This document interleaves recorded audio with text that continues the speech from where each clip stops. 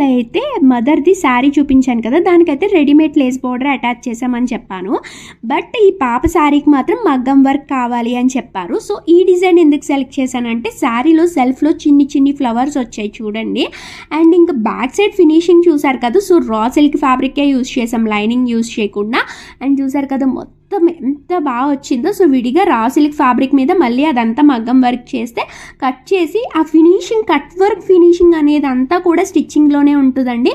ఎంత బాగా వచ్చిందో చూసారు కదా ఫినిషింగ్ అయితే. అండ్ ఇంకా హైలైట్ పార్ట్ ఏంటంటే ఈ నెమలీలు అనమాట. సో నార్మల్గా పికాక్స్ రెడీమేడ్వి దొరుకుతాయేమో హ్యాంగింగ్స్, అవి వేసేయండి అన్నారు. ప్యారెట్స్ ఈజీగా దొరుకుతాయి కానీ పికాక్స్ అసలు దొరకవు, పైగా కలర్ కాంబినేషన్ సెట్ అవ్వాలి కదా.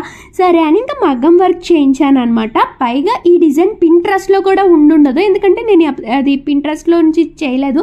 అఫ్కోర్స్ పింట్రెస్ట్లో చాలా చూసాను కానీ అస్సలు నాకు నచ్చలేదు ఫినిషింగ్ కానీ, హెవీగా అదో రకంగా ఉన్నాయి. కానీ దీంట్లో ఫినిషింగ్ కావచ్చు అంతా చాలా బాగా వచ్చింది. అండ్ అలాగే బ్లౌజ్ నెమలి చూసారు కదా, అది చిప్స్లా కనిపిస్తున్నాయి కదా, కానీ కాదు. సో థ్రెడ్ని అలా 3D షేప్లో వచ్చేలా స్టిచ్ చేశారు. యాక్చువల్లీ ఆ ప్లేస్లో చిప్స్ యూజ్ చేద్దాం అనుకున్నాం కానీ ఆ కలర్ దొరకలేదు, కానీ చిప్స్లా కనిపించేలాగా స్టిచ్ చేశారనమాట మగ్గం.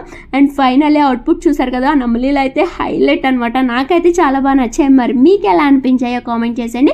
అలాగే మీకు కూడా ఏమైనా నీడ్ ఉంటే నాకు DM చేసేయండి. And follow for more videos. Bye.